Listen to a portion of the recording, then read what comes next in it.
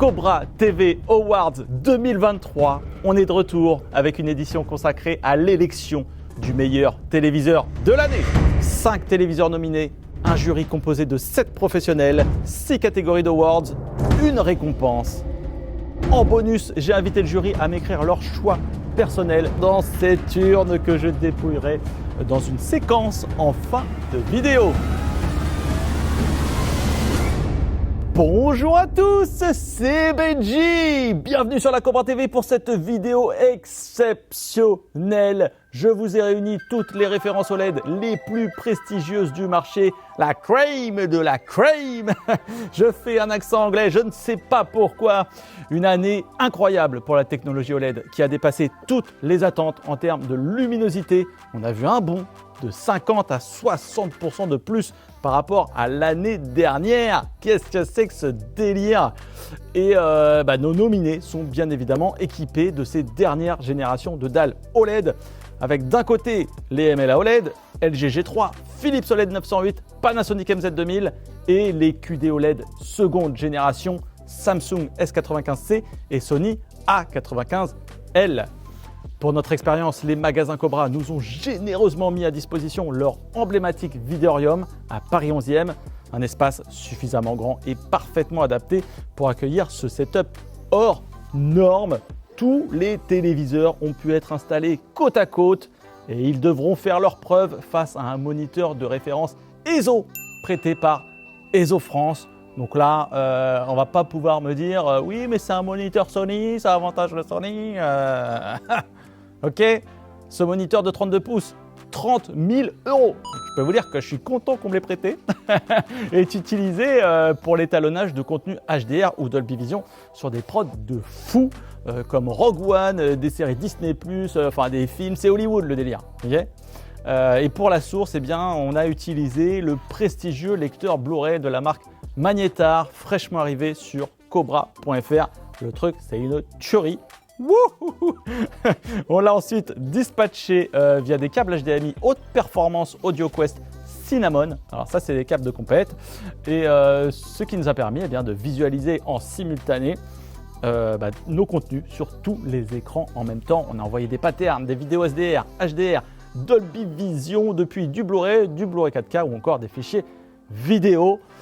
Et enfin, pour que ce comparatif soit absolument indiscutable, tous les candidats ont été réglés au top de leur capacité. Ils ont été calibrés par un professionnel certifié ISF, PVA, THX. Il est reconnu dans le monde entier. Bon, peut-être pas, mais attention, il connaît quand même Vincent Théo.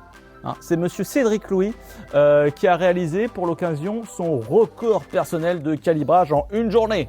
5 télés non-stop. Bravo Cédric et merci beaucoup. Cédric qui fait également partie de notre jury de GOAT. Jury composé de mon partenaire historique Labo DxOMark, Arnaud de l'équipe Display qui nous prêtera ses yeux d'expert, mais aussi il est venu avec des boucles de vidéos HDR10 réalisées par leurs soins, par les labos DxOMark. Donc je peux vous dire qu'il les connaît par cœur. Nikita de l'équipe audio qui est venu évaluer les performances acoustiques de tous les téléviseurs. On a reçu Franck du site AV César, site référence en audio-vidéo. Il suit toutes les actualités du cinéma, la tech en général et propose également des tests produits assez poussés. Notre invité surprise, David Noguera, il est là. C'est le crossover des chaînes YouTube, passionné de TV. Quand je lui ai parlé du projet, il était go direct. Il fera également sa synthèse de son côté sur sa chaîne. Et c'était juste génial, il est super cool et en plus il est venu avec un PC gamer de fou plus cher que les téléviseurs. Donc Intel Core i9 dopé avec une RTX 4080, gros délire. J'ai invité ensuite Jean-Antoine ou Jay de la chaîne Labo de Jay, il connaît très bien le HDR puisqu'il possède une certification Dolby Vision. Voilà, donc il réalise de temps en temps des vidéos. Donc là, les mecs, je vous ai amené le réalisateur et ses intentions. Hein. Donc les intentions du réalisateur sont là avec nous. Il est venu avec le master de sa production, c'est-à-dire le fichier finalisé sans compression aucune.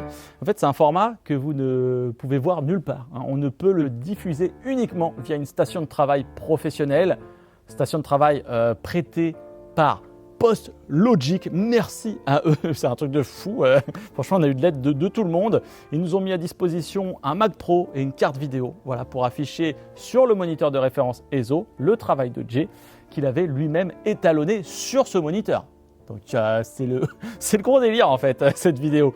Ça nous a permis eh bien, de comparer son master avec une version exportée en Dolby Vision sur le téléviseur. Setup imparable. Le 3 est pas si mal hein, sur le gazon en fait.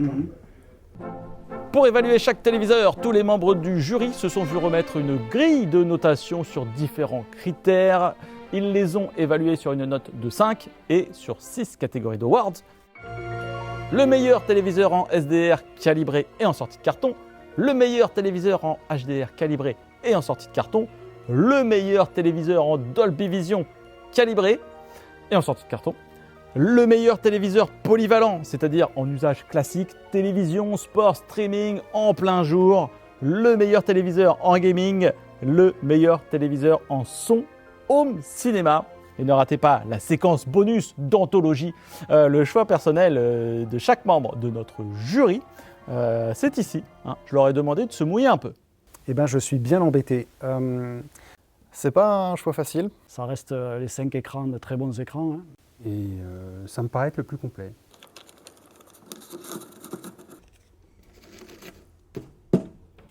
C'est l'heure de la remise des prix. Wouh Bon, dernière petite chose quand même avant.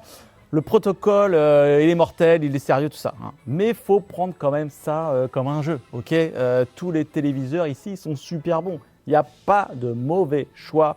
Voilà, l'équipe là, on est une équipe de passionnés. Et on joue à la course avec nos super téléviseurs. Ah, regarde, un peu plus ci, un peu plus ça. Voilà, on est vraiment sur du détail et il faut également comprendre que sans ces conditions hein, qu'on a réunies, bah, c'est quasiment impossible en fait de juger et de jauger les différences entre les références. Les 5 à côté, ça sert à rien tant que t'as pas ça au-dessus. Hein. C'est vrai. Oui, exactement. Ça sert à rien, parce que tu sais pas ce que tu regardes. Non, quoi. En fait, tu ouais, sais t'as pas de qui a référence. raison. Donc, C'est pas qui a raison du Ouais, coup. c'est ce que je dis depuis toujours, tu peux pas faire des tests juste sur une télé, c'est impossible. Catégorie SDR. Pour cet award, on a affiché des contenus type Blu-ray, des patterns de couleurs, des couleurs de peau, des mires, et on a étudié la qualité des détails dans les hautes lumières, les basses lumières, la fidélité des couleurs, le traitement d'image et la fluidité. Bon, ça c'est un petit peu tous les critères qu'on a regardés sur toutes les autres catégories aussi. Alors sur ce type de contenu, toutes les références étaient plutôt à l'aise. Heureusement, j'ai envie de vous dire, c'est du SDR. Et il n'a pas toujours été simple de voir les différences en mouvement. Oui, vous avez 5 écrans, plus le référent. Qu'est-ce que je regarde? On est où? Donc voilà, donc on a sélectionné différentes scènes en pause. Et ce que je peux vous dire, c'est qu'en fonction des scènes sélectionnées, eh bien, des fois, un télé se comportait mieux que les autres. Et puis des fois, c'était l'inverse. C'est pas évident en termes de différences notables. Il y a des différences, mais sur le SDR, on est quand même, assez homogène. Hein. Mais bon, on a quand même réussi à faire une moyenne. Et puis, on remarque tout de suite, en fait, hein, au niveau du traitement colorimétrique, la différence entre les technologies MLA OLED, qui sont du White OLED, boosté en luminosité avec des micro-lentilles, et les QD OLED, qui sont des pixels composés des 3 couleurs RVB pures. Et malgré le calibrage professionnel, eh bien, la structure même du pixel donne un côté plus chaleureux, côté MLA OLED par rapport à la référence, ce qui peut être perçu comme une teinte légèrement jaune ou verte en fonction des jurés. Le classement est serré et si les avis ont évolué au cours du comparatif, le jury est unanime sur sa décision finale. Et le téléviseur qui arrive en 3e position, LG G3, bonne gestion des hautes lumières, un petit peu moins bon dans les basses lumières, bon traitement d'image malgré une fluidité native perfectible. Alors moi personnellement, un côté fluidité, je les mettrais tous au même niveau. En seconde position se classe le Sony A95L qui offre un rendu de très bonne facture mais qui pêche très légèrement sur la fidélité des couleurs avec une toute petite dominante de rouge comparée au vainqueur. L'award du meilleur téléviseur SDR est attribué au Samsung S95C qui a bluffé notre jury et a su se rapprocher le plus de la référence, voilà, en termes de fidélité, d'homogénéité, de traitement de l'image. En mode non calibré, sortie de carton, le podium reste identique. Cédric nous rappelle que le Samsung propose le meilleur Delta E en sortie de carton. Comprenez par là que c'est le mieux calibré de toutes les références. Même si personnellement, je vais vous le dire, lors de mon test, sans le moniteur de référence, eh bien moi je trouvais l'image du Sony plus flatteur avec un peu plus de saturation. Catégorie HDR. Allez, on rentre dans le vif du sujet avec l'HDR statique, l'HDR10, que vous retrouvez sur vos Blu-ray 4K ou sur les plateformes de streaming. Pour cet award, DxOMark a diffusé leur production avec plusieurs mises en scène de jour, de nuit, des teintes de peau ou des couleurs tout simplement.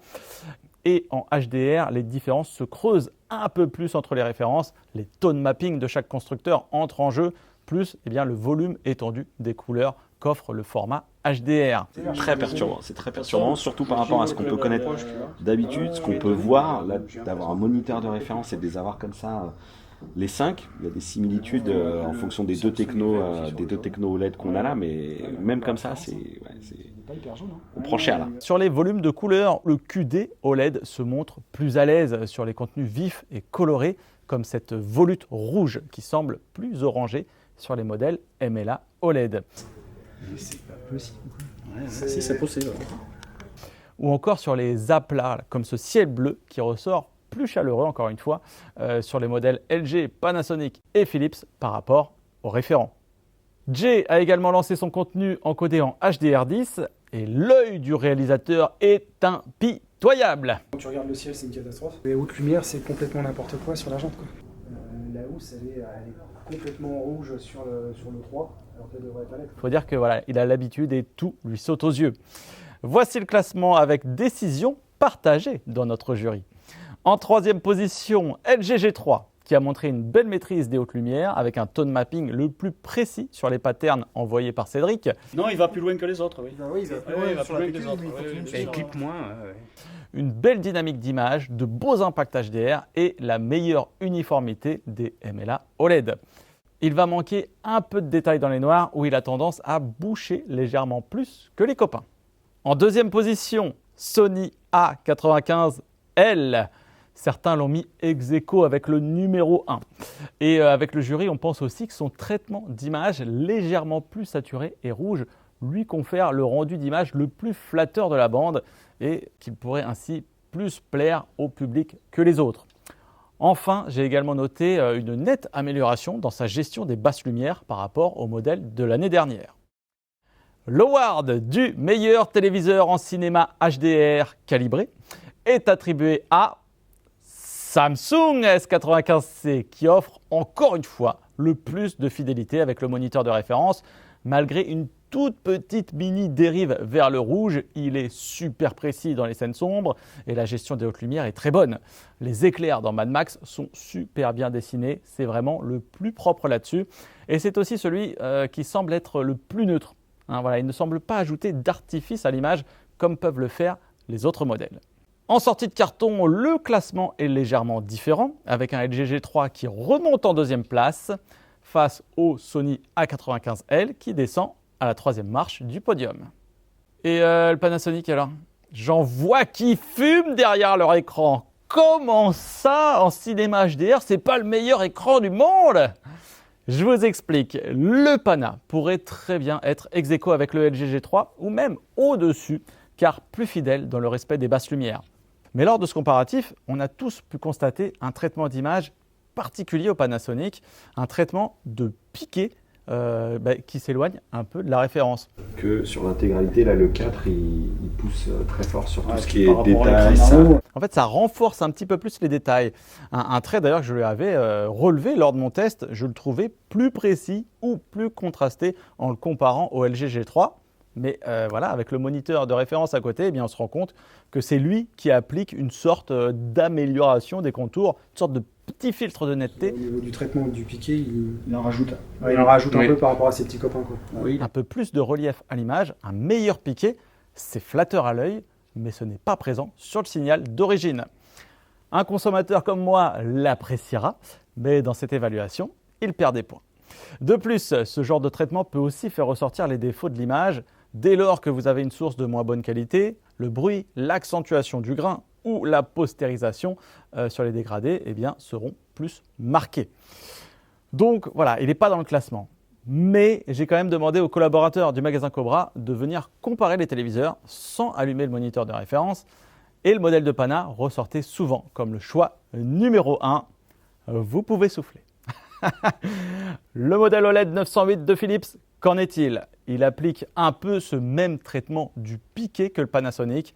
C'est flatteur sur certaines scènes. Pour le coup, le 5 il se défend pas mal en termes de piqué. Mais c'est un peu moins bien maîtrisé que le modèle de Pana. Et ça peut s'accompagner parfois d'une perte de détails dans les zones très lumineuses ou les zones très sombres. De plus, le volume de couleur du Philips est très légèrement inférieur aux autres références.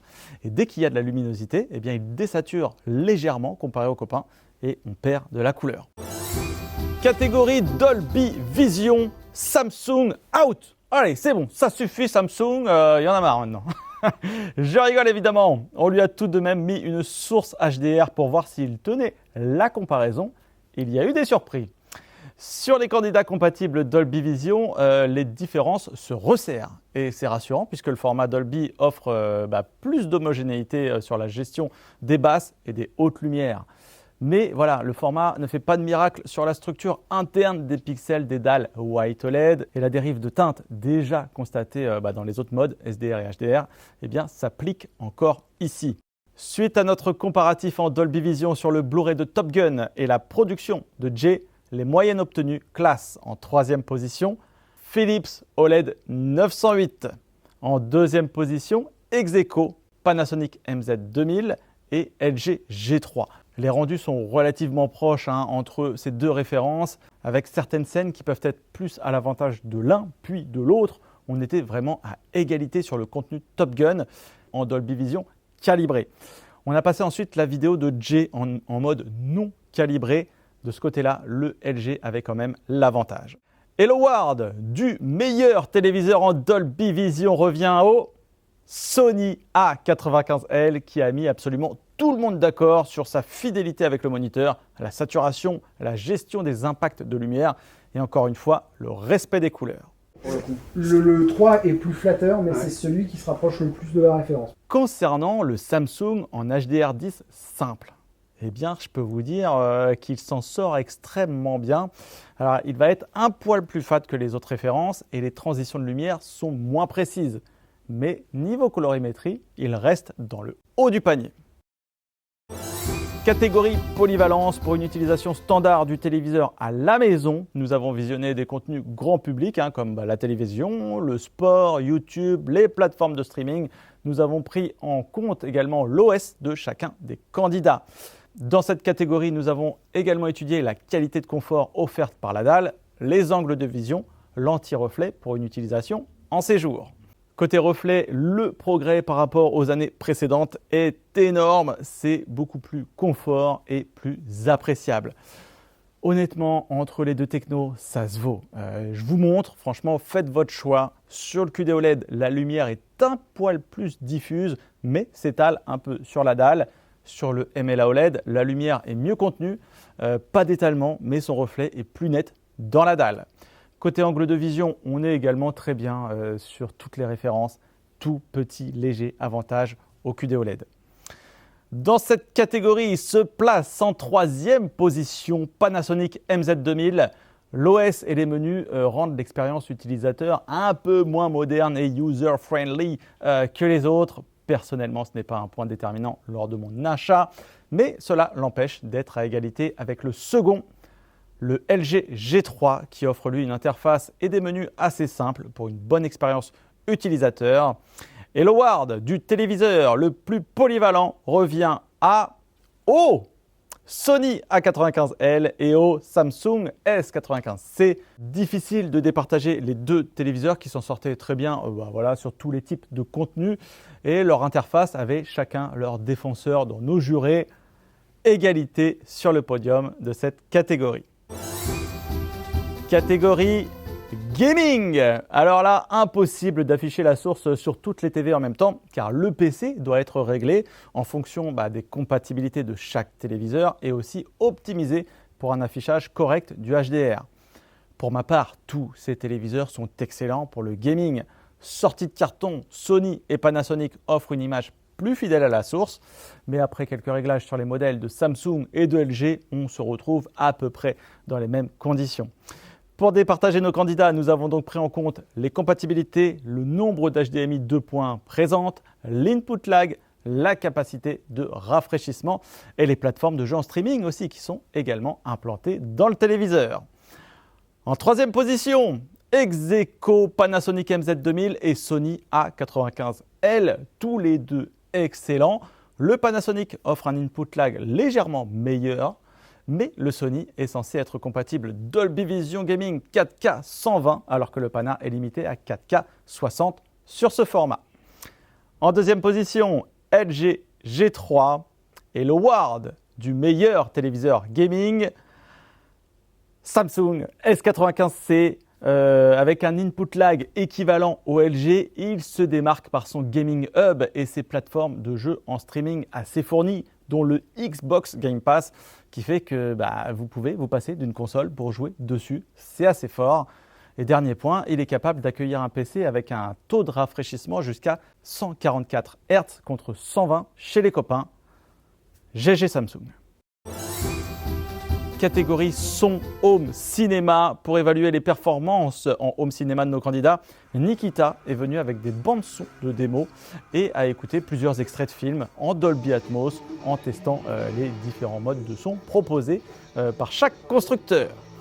En numéro 3 se place le Sony A95L. Ce dernier offre les timbres les plus neutres de l'ensemble des téléviseurs. Une bonne immersion avec l'acoustique surface qui déplace bien les objets sonores et la dynamique également qui est bonne, mais voilà, ça manque un tout petit peu de grave quand même. En numéro 2, Philips OLED 908 avec la barre de son intégrée signée Bowers & Wilkins. Philips s'offre une très belle musicalité avec de beaux timbres, c'est détaillé, c'est dynamique. En film, les voix sont claires, bien qu'un petit peu en retrait et l'immersion est correcte. Et l'award du meilleur son home cinéma revient à Sam. Non, pas ce coup-ci. Elle revient à Panasonic. Il n'y a absolument aucune embrouille. Il offre la meilleure expérience cinéma côté son. C'est le plus immersif, c'est le plus plaisant. Une signature chaleureuse, ronde. L'équipement sonore prend de la place, mais il est efficace. C'est l'heure, messieurs, dames, de remettre l'award du meilleur téléviseur de l'année 2023. Et c'est aussi le moment de liker, de commenter et de partager cette vidéo si elle vous a plu, si elle vous a été utile. Encouragez-nous si vous souhaitez une édition 2024. Et si j'ai un maximum de likes, je vous proposerai un comparatif entre notre gagnant et les modèles mini LED haut de gamme du marché. Alors, après des heures de visionnage en tout genre, les notes du jury placent en troisième position LG et son G3, qui s'avère être le téléviseur le plus complet adoptant la technologie MLA OLED. En deuxième position, Sony A95L. Et le Cobra TV Award du meilleur téléviseur de l'année revient à Samsung.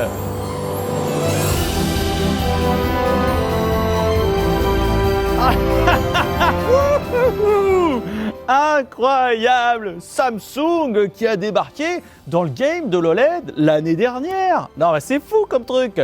Félicitations à Samsung pour ce téléviseur aussi beau que bon. Vraiment, il a épaté absolument tous les membres du jury. Voilà, dès qu'on balayait du regard, toutes les références, à chaque fois, c'était « Ah, mais non, celui-là, il s'en sort mieux que les autres ». Je trouve que c'est encore le 1 qui est le plus proche de la vérité. Justesse, colorimétrie, respect des lumières en SDR, en HDR.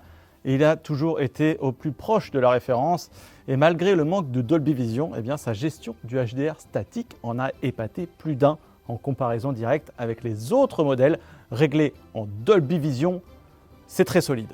Pour ceux qui souhaitent obligatoirement du Dolby Vision, eh bien, l'award du meilleur téléviseur de l'année revient donc au Sony A95L, suivi de LG G3 et Panasonic MZ2000. Il est temps de découvrir les votes personnels de notre jury.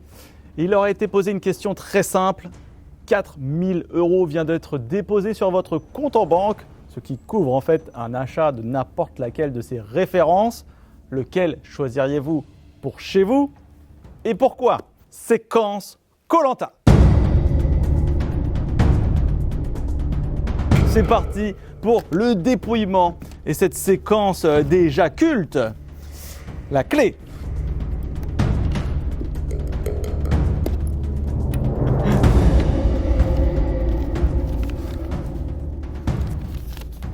Samsung S95C. Mon vote va au Samsung S95C parce que c'est l'écran le plus précis en couleur sans calibration, et donc accessible au plus grand nombre d'utilisateurs. Sony A95L. Je choisis le Sony A95L qui s'est montré très performant avec une très belle image, même s'il y a une petite dominante rouge. Voilà, je le choisis majoritairement à cause de sa compatibilité avec le Dolby Vision. Une voix pour Samsung, une voix pour Sony, égalité parfaite entre les deux QD OLED. Samsung S95C. Je vote donc pour le Samsung S95C qui a su vraiment se démarquer sur l'intégralité des contenus. Panasonic. Je pense que rien que pour le côté immersif du système audio intégré, moi je prendrais le Panasonic. Une voix pour Pana, une voix pour Sony et deux pour Samsung. Si le prochain bulletin est pour Samsung, ce sera déjà décisif. Et c'est une voix supplémentaire pour le Samsung. Polyvalence sur tous les contenus qu'on a pu passer et sur son naturel au niveau de l'image. Et au niveau du calibrage, les résultats sont vraiment exceptionnels. Samsung remporte donc cette épreuve. Je dépouille le dernier bulletin. Une nouvelle voix pour Samsung. Sans doute le produit le plus polyvalent du marché. 4 voix pour le Samsung, une voix pour le Sony, une voix pour le Panasonic. C'est donc le Samsung qui remporte notre épreuve supplémentaire. Vraiment, le truc, c'est que je leur avais demandé au départ sur lequel ils pariaient avant de tout allumer. Et ils ont tous changé d'avis à la fin, sauf moi. Et oui, je ne veux pas me la raconter, mais je veux juste rester fidèle à ce que je vous disais en vidéo. Personnellement, même si j'ai une attirance plus forte pour l'image du Sony, eh bien, un OLED avec un boîtier déporté, eh bien, c'est tout ce que j'attendais.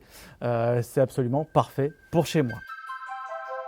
J'adresse un énorme merci à tous les participants, les magasins Cobra. Je ne sais pas si vous vous rendez compte, on est une petite enseigne, hein. Enfin c'est une petite enseigne Cobra.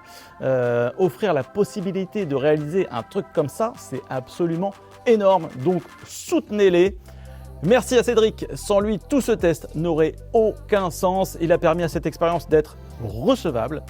Jean-Antoine, Jay a également sauvé notre setup. Il nous a mis en relation avec EZO, avec PostLogic. Sans lui, voilà, on n'aurait rien pu faire non plus. Et merci aussi pour son expertise qui n'a juste pas de prix. Sachez qu'il a une chaîne YouTube où vous pourrez retrouver le film de la Mustang et aussi son making-of. Donc là, vous pouvez voir que le mec, il rigole pas du tout. Il est super sérieux. En plus, il offre des tests de Blu-ray les plus techniques de la planète. Donc go! Merci David. Super de collaborer ensemble sur cette vidéo. Il présentera son ressenti et son expérience aussi bientôt sur sa chaîne. Merci Franck du site AV César, une expertise très appréciable et un bel échange. Et enfin, DxOMark, les gars, toujours au top. Et merci à vous, public, de suivre toujours autant la chaîne et de vous abonner. Et oui, il est temps de le faire. C'était Benji et je vous dis à très bientôt sur la Cobra TV.